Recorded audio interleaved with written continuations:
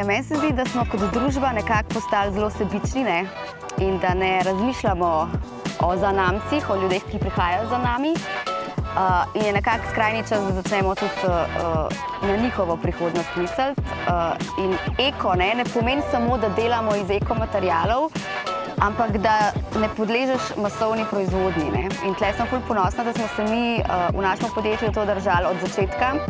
Tako da v bistvu že od samega štarta delamo samo unikate, delamo ali pa limited edition, no, omejene količine, in v bistvu to je en tak velik problem, ki je nastal s to eko situacijo, v kateri smo danes, ne, ki je v bistvu toliko ene masovne proizvodnje, da dejansko smetimo ta planet nepotrebno, ker je več ponudbe kot povpraševanja. No, tako da sem ponosna na to. Se mi zdi, da je še posebej pomemben, da v teh časih, da se vlaga v mala podjetja, v podjetja z zgodbo, z dušo, podjetja, ki nimajo masovne proizvodnje za sabo, ker so glih ta neka future ekološka podjetja.